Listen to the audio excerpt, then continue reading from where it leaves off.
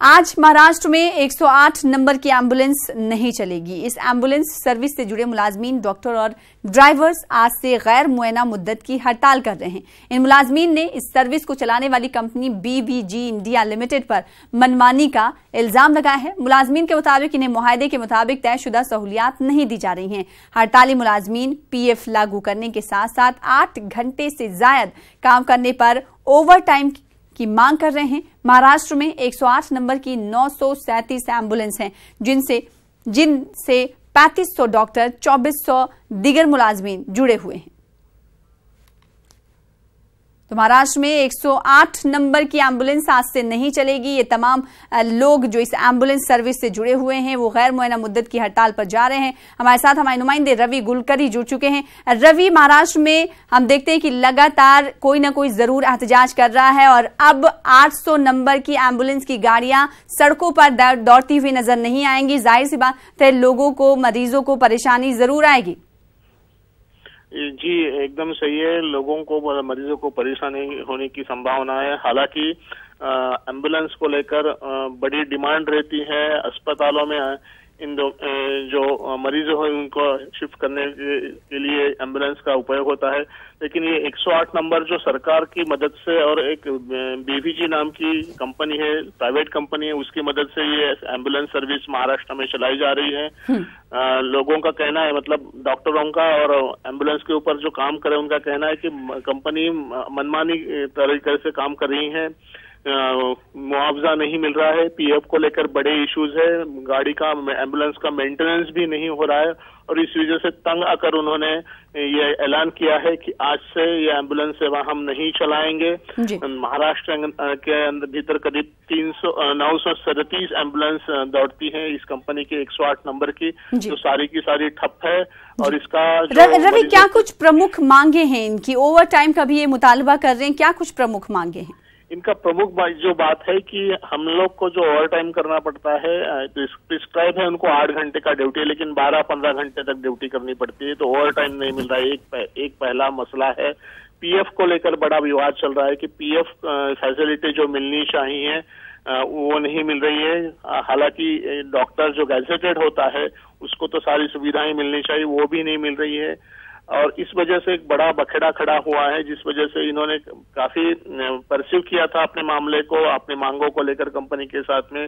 Company ने हमेशा इनके जो नुमाइंदे हैं मिस्टर अमोल सिंह परमार, उन्होंने कहा था कि कंपनी के साथ में हमने काफी कुछ कम्युनिकेशन किया है, आश्वासन मिलते रहे, प्रॉमिसेस मिलते रहे, लेकिन उसको फुलफिल नहीं किया गया और इस वजह से आखिर उन्होंने आज से इंडेफिनिट स्ट्राइक की बात की है। बेहद शुक्रिया रवि, हमारे साथ जुड़ने के लिए, अपडेट फराहम करने के लिए। इस वक्त बड़ी खबर आ रही है, आपको बता दें कि एयर इंडिया तैयारा मामले में एयर इंडिया का बयान सामने आया है। मामले में एयर इंडिया ने कहा है कि जांच शुरू कर दी गई है। पायलट और को पायलट को जांच तक ड्यूटी से हटा दिया गया है, यानी जब तक जांच मुकम्मल नहीं हो जाती पायलट और को पायलट ड्यूटी पर वापस नहीं लौट सकते। मामले पर DGCA को जानकारी दी गई है। मुंबई एयरपोर्ट पर यह तैयारा उतारा गया था।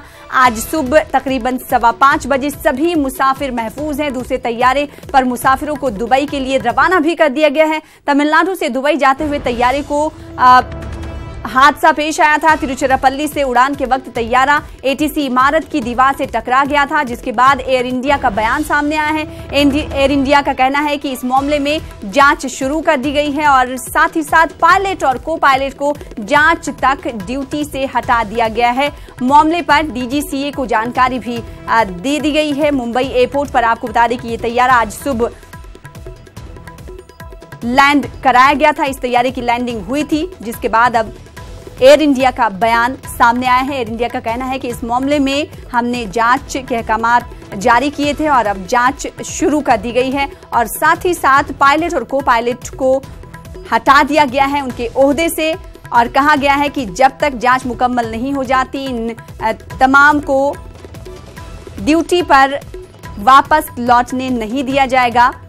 मामले में जांच शुरू कर दी गई है। आपको बता दें कि यह तैयारा तिरुचिरापल्ली से दुबई के लिए रवाना हुआ था और तिरुचिरापल्ली के एक इमारत की दीवार से टकरा गया था। इमारत की दीवार की ये तस्वीरें भी आप टीवी स्क्रीन पर देख रहे हैं और इस मामले में जांच का आगाज कर दिया गया है।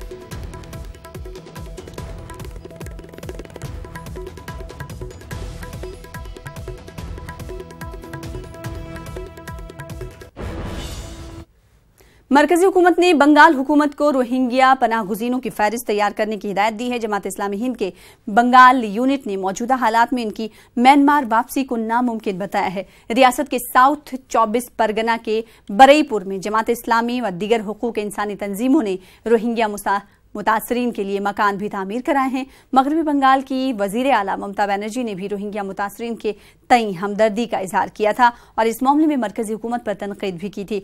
लेकिन गुज़िश्ता माह कोलकाता में मुनक्किदा ईस्टर्न जोनल काउंसिल की मीटिंग में वजीर दाखिला राजनाथ सिंह ने हुकूमत को रोहिंग्या मुतासरीन की शनाख्त करने की हिदायत देते हुए इनकी वापसी को जरूरी बताया था। आईएसआई एजेंट निशांत अग्रवाल को लखनऊ की अदालत ने 7 दिनों की रिमांड पर भेज दिया है। निशांत अग्रवाल को यूपी एटीएस को सौंप दिया गया है और अगले 7 दिनों तक यूपी एटीएस निशांत अग्रवाल से पूछताछ करेगी। निशांत अग्रवाल को जासूसी के इल्जाम में एटीएस ने नागपुर से गिरफ्तार किया था। निशांत डीआरडीओ से इंजीनियर के तौर पर मुंसलिक था। आज डॉक्टर राम मनोहर लोहिया की बरसी है। डॉक्टर राम मनोहर लोहिया मुजाहिद आजादी, समाजी सलाहकार और समाजी लीडर थे। डॉक्टर राम मनोहर लोहिया की पैदाइश 23 मार्च 1910 को हुई थी और 12 अक्टूबर 1967 को इस दुनिया फानी से वो कूच कर गए थे। लोहिया कांग्रेस सोशलिस्ट पार्टी के बानियों में से एक थे और कांग्रेस सोशलिस्ट के एडिटर भी थे। 1936 में इनको ऑल इंडिया कांग्रेस कमेटी के फॉरेन डिपार्टमेंट का सेक्रेटरी मुंतखब किया गया। आजादी के दौरान इन्होंने कौम की बहुत खिदमत की है। आज इनकी बरसी है और हम इनकी कुर्बानी को सलाम करते हैं। आगे बढ़ेंगे। जमातुद दावा के चीफ हाफिज सईद ने एक बड़ा बयान दिया है। हाफिज सईद ने अपने बयान में अमेरिका और बरतानिया पर निशाना साधा है।